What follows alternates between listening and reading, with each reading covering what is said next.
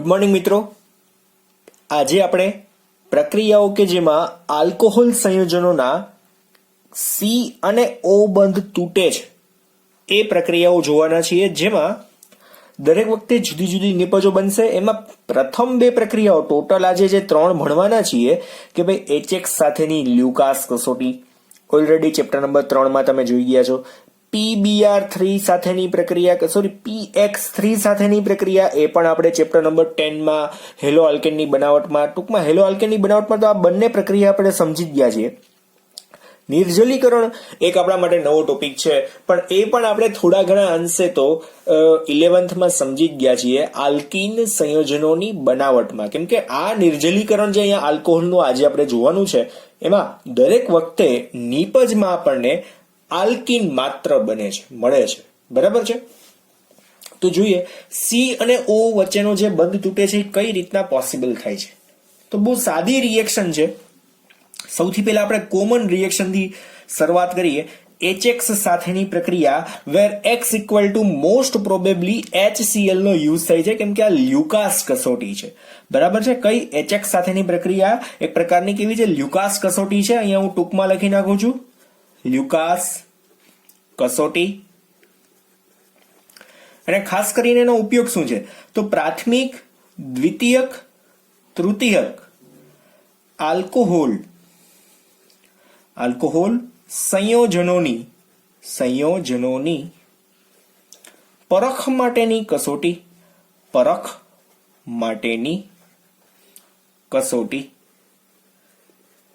કઈ રીતના આ કસોટી એના માટેની બને છે એ આપણે હમણાં જોશું.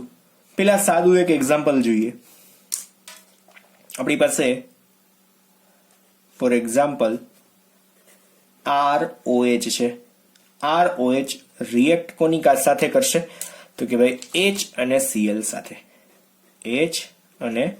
Cl સાથે ઇન પ્રેઝન્સ ઓફ નિર્જળ ZnCl2 એટ ટેમ્પરેચર શું આવશે? ડેલ્ટા. છૂટું શું પડશે આમાંથી? તો જો છૂટું શું પડશે અહીંયાથી? OH અહીંથી H. એટલે આપણી નિપજ કેવી હશે ખબર છે? R એની સાથે કોણ હશે? Cl વત્તા કોણ? તો કે ભાઈ H2O. બરાબર છે? આ રીતનો કંઈક છૂટું પડશે. ટૂંકમાં આલ્કોહોલમાંથી ટૂંકમાં જો કયો બંધ તૂટ્યો? R અને O. ઇટ મીન્સ C અને O વચ્ચેનો બંધ તૂટ્યો છે. બરાબર? આ સાદી એક પ્રક્રિયા છે. હવે આમાં આપણે બીજી મેઇન પ્રક્રિયા લખી નાખીએ. એટલે હવે ડિટેલમાં તમને આવડી જશે કે ભાઈ મિથેનોલ છે કે ઇથેનોલ છે, પ્રાથમિક આલ્કોહોલ છે, દ્વિતીયક આલ્કોહોલ છે કે તૃતીયક આલ્કોહોલ છે, એના માટે આની અંદર કઈ રીતના રિએક્શન થશે. દરેકની અંદર આ જ રિએક્શન, દરેકમાં OH છૂટો પડશે, H સાથે રિએક્શન કરીને હેલો આલ્કેન બનાવી નાખશે. બરાબર છે? તો આપણે એ રિએક્શન નેક્સ્ટ જોઈએ. સાદી એક પ્રક્રિયા જેમાં આપણી પાસે છે CH3. દાખલા તરીકે CH3 CH OH અને CH3 છે. એની પ્રક્રિયા કોની સાથે થાય છે? તો ભાઈ એ જ પ્રક્રિયા HCl. અને અહીંયા આપણે બોક્સ દોરી નાખીએ. નિર્જળ ઝિંક ક્લોરાઇડ, ડેલ્ટા તાપમાન. નિપજ શું બનશે? કે ભાઈ CH3 CH CH3 અને આ જગ્યાએ કોણ આવી જશે? ક્લોરીન. કેમ કે છૂટું કોણ પડી જશે? તો આની અંદરથી OH અને આમાંથી કોણ છૂટો પડી જશે? H. એટલે વત્તા અહીંયા છૂટું કોણ બચશે? તો કે ભાઈ H2O. નામકરણ કરીએ. શું નામ હતું આનું? 2-પ્રોપેનોલ. શું નામ હતું? 2-પ્રોપેનોલ. આની સાથે પ્રક્રિયા કરીને શું બનાવ્યું? 2-ક્લોરોપ્રોપેન. બરાબર છે? પણ અહીંયા ખાસ જોવાનું છે કે પ્રાથમિક, દ્વિતીયક, તૃતીયક આલ્કોહોલની પરખ કઈ રીતના થાય. બરાબર છે? જો પ્રાથમિક આલ્કોહોલ હોય તો શું થાય? દ્વિતીયક આલ્કોહોલ હોય તો શું થશે, અને તૃતીયક આલ્કોહોલ હોય તો શું થશે એ જોઈએ. પ્રાથમિક આલ્કોહોલ હશે ને તો કેવું રહેશે, ચોખ્ખું દ્રાવણ રહે, દ્રાવણમાં કોઈ જ કલરમાં ચેન્જીસ નહીં. જો દ્વિતીયક આલ્કોહોલ હોય તો આપણે કહીશું દ્રાવણ 5 મિનિટ બાદ કેવું બનશે, દૂધિયું બને. કેવું બનશે, 5 મિનિટ બાદ દૂધિયું બને. અને ફાઇનલી દ્રાવણમાં જો તૃતીયક આલ્કોહોલ હોય તો દ્રાવણમાં તરત જ તૈલી બિંદુ જોવા મળે. બરાબર.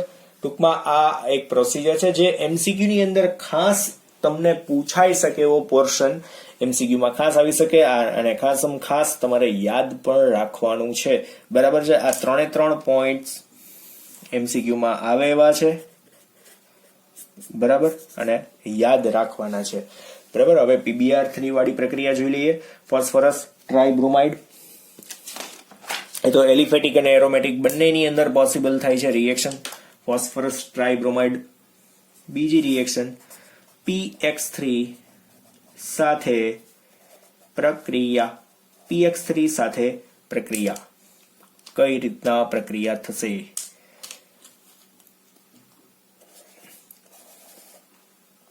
તો એમાં તમને ખબર જ છે, છતાંય આપણે એક્ઝામ્પલ તો બતાવવા જ પડશે. ફોર એક્ઝામ્પલ સીધું લઈએ, આર વાળું પ્રક્રિયા આપણે નથી લેતા, સીધું 3 મોલ દાખલા તરીકે આપણી પાસે છે CH3OH. 3 મોલ કોણ છે, CH3OH.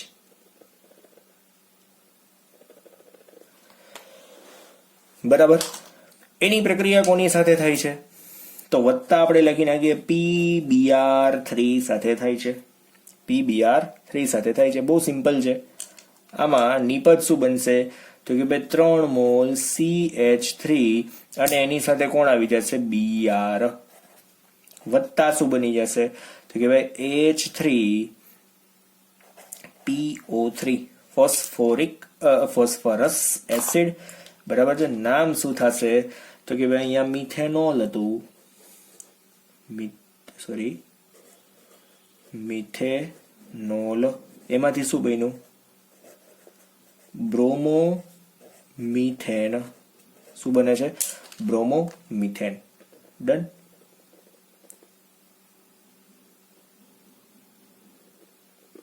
હવે આ જ પ્રક્રિયા એરોમેટિક સાથે પણ પોસિબલ થાય.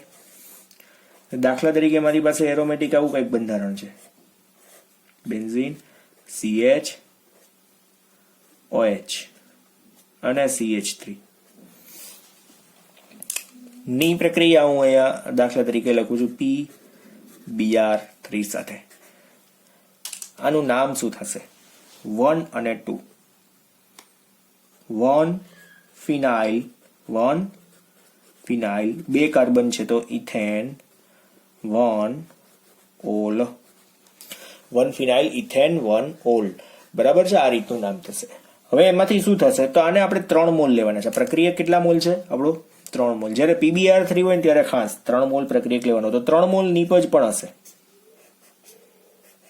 બરાબર છે. અહીંયા CH અને CH3 એઝ ઇટ ઇઝ. નીચે કોણ કનેક્ટ થશે, અહીંયા Br, વત્તા કોણ, તો કે ભાઈ H3PO3. બરાબર ને. નંબરિંગ આમાં પણ આ જ રીતના 1 અને 2.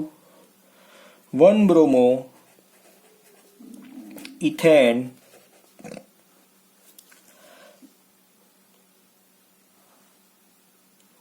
પણ આગળ આવશે ને, 1 ફિનાઇલ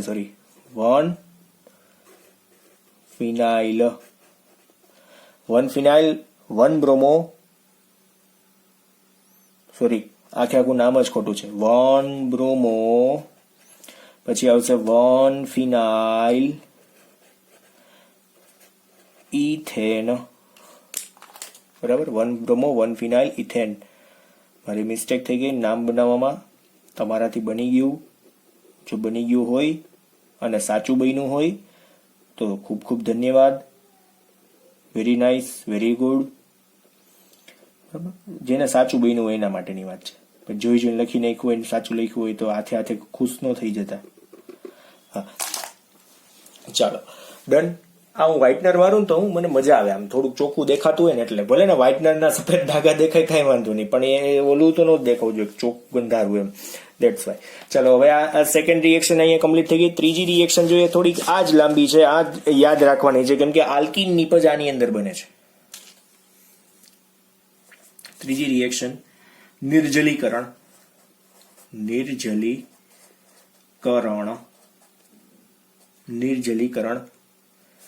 અને આપણે અહીં લખશું આલ્કીન નિપજ. આલ્કીન નિપજ. પણ આમાં પણ પ્રક્રિયાની ઝડપી માટેનો ખાસ ક્રમ MCQ ની અંદર બહુ વધારે વખત પૂછાયેલો પોર્શન. કઈ રીતના સામાન્યતઃ રિએક્શન થાય છે, તો આપણે કોમન રિએક્શન લખીએ સૌથી પહેલા તો. એક્ઝામ્પલ એઝ એન, દાખલા તરીકે આપણી પાસે એક આવો આલ્કેન છે જેમાં એક જગ્યાએ OH છે ને એક જગ્યાએ કોણ કનેક્ટેડ છે, H કનેક્ટેડ છે. એની રિએક્શન જો H પ્લસ અને ડેલ્ટા તાપમાને થાય તો -H2O છૂટું પડી જાય. ઇટ મીન્સ કે અહીંયાથી શું થશે, H અને OH છૂટા પડી જાય. તો અહીંયા જે નિપજ બનશે ને એમાં શું હશે, આ રીતના તો બંધ હોય જ, પણ એક વધારાનો બંધ નવો બનશે, દ્વિબંધ. એટલે અહીંયા શું બની હશે, આલ્કીન. આ શું બની હશે, આલ્કીન. શેમાંથી, તો કે ભાઈ આલ્કોહોલમાંથી. આલ્કોહોલમાંથી. બરાબર છે. પહેલી રિએક્શન જોઈએ, પ્રાથમિક આલ્કોહોલનું નિર્જલીકરણ. બરાબર છે. આમાં હેડિંગ એ આપતા જાય એવું હોય તો પહેલું લખીએ પ્રાથમિક અને એ આપી દે. પ્રાથમિક આલ્કોહોલ નું નિર્જલીકરણ કઈ રીતના થશે,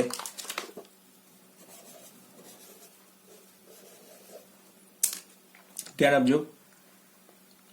આપણી પાસે છે CH3, હું અહીંયા છે ને બે જગ્યાએ CH2 લખું છું. ચલો પછી એક જગ્યાએ અહીંયા હું OH બતાવી દઉં અને એક જગ્યાએ અહીંયા H બતાવી દઉં. એટલે નામ તો તમને ખબર પડી જાય ને કે આનું નામ શું હશે, ઇથેનોલ. શું કામ એને, કેમ કે CH3 CH2 ને OH એટલે ઇથેનોલ તો થઈ ગયું. હવે આ પ્રક્રિયા કોની સાથે છે, તો કે ભાઈ H2SO4 સાથે પ્રક્રિયા છે. H2SO4 અને એ પણ કેવો હોવો જોઈએ, સાંદ્ર. 443 કેલ્વિન તાપમાને એને આપણે ગરમ કરવાનો છે. 443 કેલ્વિન તાપમાને ગરમ કર્યો. હવે શું છૂટું પડી જશે, તો કોમન સેન્સ છે કે અહીંયા H અને OH છૂટા પડશે. ઇટ મીન્સ માઇનસ શું થઈ જશે, H2O. તો આપણી પાસે હતું કોણ, તો CH2 સિંગલ બોન્ડ CH2 હતું, પણ H અને OH જતા રહ્યા એટલે એમની વચ્ચે શું આવશે, દ્વિબંધ આવશે. નામ શું બની ગયું, ઇથેનોલ માંથી ઇથીન. કાર્બનની સંખ્યા કેવી રહેશે, ત્યાં સમાન ને સમાન જ રહેશે, એમાં કોઈ ચેન્જ આવશે નહીં. હવે દ્વિતીયક અને તૃતીયક આલ્કોહોલનું નિર્જલીકરણ છે ને એ મંદ એસિડની હાજરીમાં થશે. ઇટ મીન્સ કે એમની એસિડિકતામાં થોડો ઘટાડો કરી નાખવાનો છે. આપણે આપી દઈએ હેડિંગ એને પણ. બી પ્રક્રિયા, દ્વિતીયક આલ્કોહોલ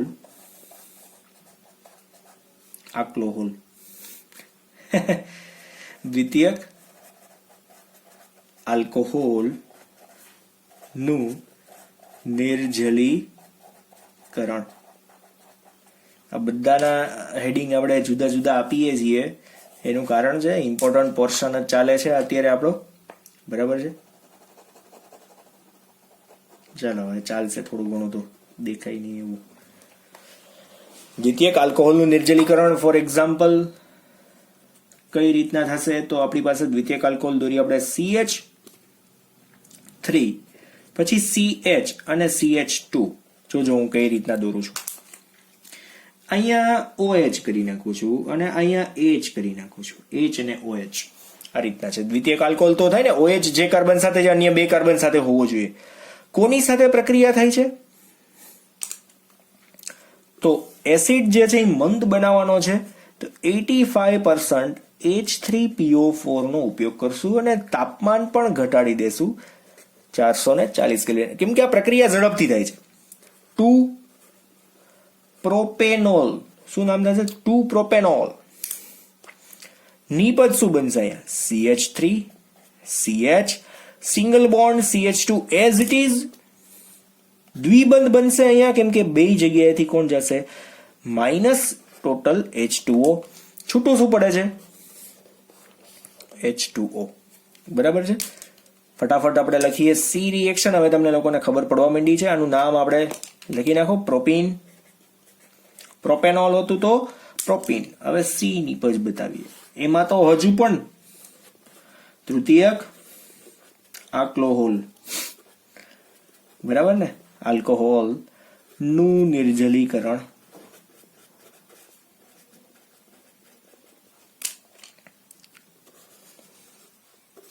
બહુ સહેલી રિએક્શનો છે. ક્રિયાવિધિ તમારે ખાલી થોડુંક ધ્યાન રાખીને યાદ રાખજો કેમ કે MCQ માં પૂછાય છે. આના પછીનો પોર્શન એ જ આવશે ક્રિયાવિધિનો. તૃતીયક આલ્કોહોલ દોરીએ CH3 C, પછી અહીંયા પણ CH3 અને અહીંયા હું છે ને CH2 કરી નાખું. શું કામ એને? કેમ કે જો OH જે કાર્બન સાથે છે એ અન્ય 3 કાર્બન સાથે છે, પણ અહીંયા જો અહીંયા આપણે હાઇડ્રોજન દોરીએ. અઘરું બનાવતો નથી, તમને H2O દૂર કરવામાં સહેલો પડે ને એ રીતના હું અહીંયા ટ્રાય કરું છું વધારે તો. 2 મિથાઇલ પ્રોપેન 2 ઓલ એટ કેટલી પર્સન્ટેજ આવશે અહીંયા 20% H3PO4 અને તાપમાન છે ને હજુ ઘટી જશે 358 કેલ્વિન. સરળતાથી ટૂંકમાં નિર્જલીકરણ થઈ શકશે. સરળતાથી અહીંયા નિર્જલીકરણ H અને OH છૂટા પડશે. માઇનસ શું થઈ જશે અહીંયા H2O અને નિપજ શું બનશે તો જેટલું લખેલું છે ને બ્લુ કલરનું એટલું CH3C CH3 single bond CH2. પણ અહીંથી આ H2O છૂટો પડી ગયો એટલે એમની વચ્ચે શું હશે દ્વિબંધ. જ્યાંથી છૂટો પડ્યો એ બે કાર્બન વચ્ચે બીજો એક વધારાનો બંધ બની જાય. બરાબર છે. એનું નામ શું બનશે 2 મિથાઇલ પ્રોપ 1 ઇન, અથવા તો આને નાને ખાલી એટલું પણ લખી શકાય પ્રોપીન. બરાબર છે. ચાલે. ટૂંકમાં પ્રાથમિક દ્વિતીયક તૃતીયક આલ્કોહોલ જે છે એની નિર્જલીકરણની જે ક્ષમતા છે એનો ક્રમ કેટલો આપણે લખી શકશું. નિર્જલીકરણની ક્ષમતાનો ક્રમ આપણે જો લખવાનો થાય અહીંયા ટૂંકમાં લખી નાખીએ નિર્જલીકરણ નો ક્રમ શું થશે તો કે ભાઈ પ્રાથમિક છે એના કરતા ઝડપથી દ્વિતીયક થશે અને દ્વિતીયક કરતા ઝડપથી તૃતીયકનું નિર્જલીકરણ થશે. બરાબર છે. નિર્જલીકરણનો ક્રમ છે. ચાલો હવે એમની આપણે ક્રિયાવિધિ જોઈએ. ક્રિયાવિધિ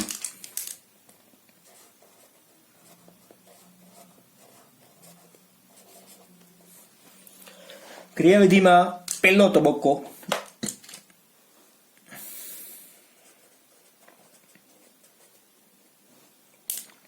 લખીય પ્રક્રિયક. આપણે અહીંયા ઇથેનોલ લઈએ. ઇથેનોલ તો આપણે કેવી રીતના લખશું HCHC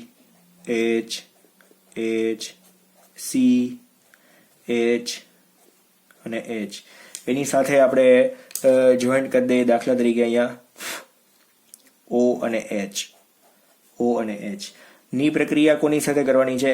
એસિડ સાથે કરવાની છે. જે કેવી ઝડપી પ્રક્રિયા છે? કેવી પ્રક્રિયા છે? ઝડપી. ફટાફટ રિએક્શન થશે. ફર્સ્ટ સ્ટેપની અંદર શું થશે તો કે ભાઈ અહીંયા ઓક્સિજન પાસે જે ઇલેક્ટ્રોન છે એ શું કરશે? અહીંયા કોને ઇલેક્ટ્રોન આપશે? H+ ને પોતાના ઇલેક્ટ્રોન આપશે. ઇટ મીન્સ પ્રોટોનેટેડ આલ્કોહોલ બની હશે. તો અહીંયા HCH આ બધું એમને જ રહેશે. આની હારે કાંઈ લેવા દેવા અત્યારે નથી. H અને H.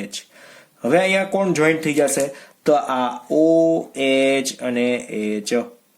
અહીંયા ઇલેક્ટ્રોન એની ઉપર કયો ચાર્જ આવશે? Plus charge. નામ શું? તો અહીંયા શું હતું? ઇથેનોલ. અહીંયા શું આવ્યો? પ્રોટોનેટેડ શું આવશે? આલ્કોહોલ. આલ્કોહોલની અંદર કોણ આવી ગયો? H+ એટલે પ્રોટોન આવી ગયો. તો ઇથાઇલ ઓક્ઝોનિયમ આયન એવું પણ કહી શકાય. આપણે કઈ કહેવાની જરૂર નથી. Ethyl oxonium ion.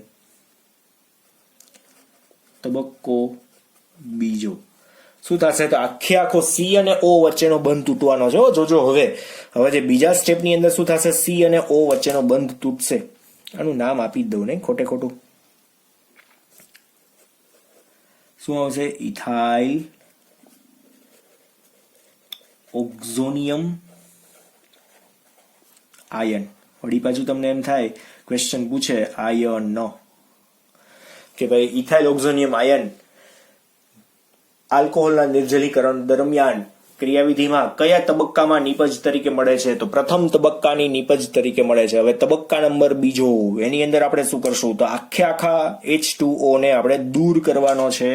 તેનો અહીં દોરી નાખું ફરી બાજુ બીજી વખત.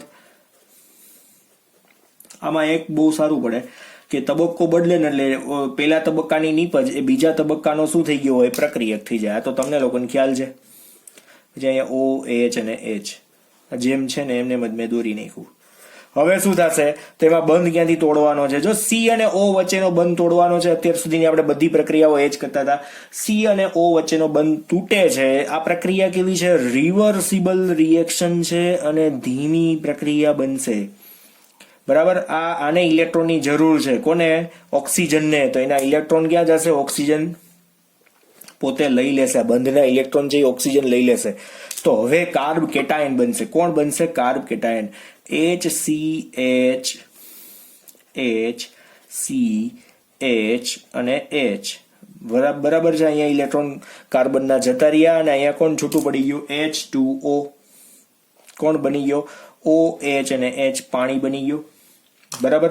અને આપણે શું કહેશું? Carb cation. Carb cation. બરાબર છે. એટલે બીજો તબક્કો અહીંયા પતી ગયો કાર્બ કેટાયન નું. હવે શું કરવાનું છે? તો હવે શું કરશું? તો એ ઘરમાં સમજી લેશે કે એકબીજાના ઇલેક્ટ્રોન એકબીજાને મળી જાય અને ફટાફટ આગળ રિએક્શન પતી જશે. એસિડ પાછો જે શરૂઆતમાં નાખ્યો તો એસિડ પાછો આપણો છૂટો પડશે. જોજો હમણાં કઈ રીતના. તબક્કો 3. જો એકમાંથી OH તો જતો રહ્યો. આ કાર્બનનો OH નીકળી ગયો છે. હવે આ કાર્બનનો હાઇડ્રોજન જવાનો છે. કાર્બ કેટાયન છે ને ઘરમાં સમજી લેશે કોને ઘરમાંથી જવું. પોસાય એમ નથી. એટલે બીજું તો એમ જ કહેવાય ને, એમાં પરવડે એમ નથી. હવે આ કાર્બનની ઇલેક્ટ્રોનની ભૂખ લાગી છે. શું કરશે? જોજો. કાર્બન શું કરશે કે અહીંયાથી એક હાઇડ્રોજન જે છે, હાઇડ્રોજન છે એના ઇલેક્ટ્રોન લઈને સીધે સીધા અહીં ટ્રાન્સફર કરી દેશે. એટલે આ કાર્બનને એક ઇલેક્ટ્રોન મળી ગયા. એનો પોતાનો ઇલેક્ટ્રોન તો આ કાર્બન પાસે છે જ, પણ આ ઇલેક્ટ્રોન કોને મળી જશે? આ કાર્બનને. એટલે એની ભૂખ શાંત થઈ ગઈ. પણ હાઇડ્રોજન છે એ નવરો થઈ જશે. એને આપણે કાઢી મૂકવાનો છે. તો એ રિએક્શન પણ કેવી થશે મિત્રો? રિવર્સિબલ પ્રક્રિયા થશે, જેમાં પ્રોટોનનું વિલોપન થવાનું છે. પ્રોટોન છૂટો પડી જવાનો છે. ધેટ મીન્સ કે અહીંયા આપણે આવું કંઈક બંધારણ, અને આપણે અહીંયા ઉપર H દોર્યો તો અને અહીંયા H દોર્યો તો હવે શું થશે? આમની વચ્ચે પાઈ બંધ બનશે. વત્તા કોણ છૂટો પડે છે? H+ છૂટો પડી જાય છે. આ H+ જે છે એ ફાઇનલી છૂટો પડે છે. જો આ જે CH2 ડબલ બોન્ડ CH2 તમને દેખાય છે, શું નીપજ બની? આ ઇથીન. શું બન્યું? ઇથીન. ટૂંકમાં લખીએ તો આ રીતના લખેલું છે. આ CH2 ડબલ બોન્ડ CH2. કઈ ખાસ નવીન નથી. સમજાય છે? એક્ઝેક્ટલી. તો અહીંયા આપણે ટોટલ આ બધા તબક્કાઓ પતી ગયા છે. તબક્કાઓ તમારે યાદ રાખવાના છે. દરેક તબક્કાની નીપજ કઈ બને છે એ તમને યાદ હોવું જોઈએ. દરેક તબક્કાના પ્રક્રિયક કોણ છે એ પણ યાદ હોવું જોઈએ. બરાબર છે. MCQ માં પૂછાઈ શકે છે. તો આજના દિવસ માટે આપણે 3 પ્રક્રિયાઓ રાખીએ. બાકીની એક ચોથા નંબરની પ્રક્રિયા ઓક્સિડેશન છે એ કાલના લેક્ચરની અંદર આપણે ડિટેલમાં જોશું. ઓક્સિડેશન કઈ રીતના થાય છે આલ્કોહોલ સંયોજનોનું. બરાબર છે. કઈ કઈ નીપજો બને છે, કેવા ઓક્સિડેશન કર્તાઓનો ઉપયોગ કરી શકીએ છીએ, આ બધી જ વાતો આપણે કાલના લેક્ચરમાં જોવાના છીએ. તો આજનું ખાસ ક્લિયર કરી નાખજો. બહુ સહેલું હતું. આ પણ તમે 3 વાર, 2 વાર તો નહીં, પણ 3 વાર લખશો એટલે ચાલશે. બરાબર છે. 5 વાર ના લખો તો પણ, એટલા માટે કહું છું, 5 વાર નહીં લખો તો ચાલશે, દૂરશે, કઈ વાંધો નહીં, કેમ કે બહુ સહેલી રિએક્શન હતી. ઓકે, તો આટલું કરી નાખીએ. આટલું તમારી નોટબુકમાં નોટ ડાઉન કરજો. અને ખાસ લ્યુકાસ કસોટી જોજો. મેં તમને લખાયું છે એટલું ખાસ નોટ ડાઉન કરું. ટેક્સ્ટ બુકની તમે કદાચ જરૂર નહીં રાખો ને તો એ હાલશે, કેમ કે અહીંયા જે કરાવેલું છે 100% હશે. Okay, thank you.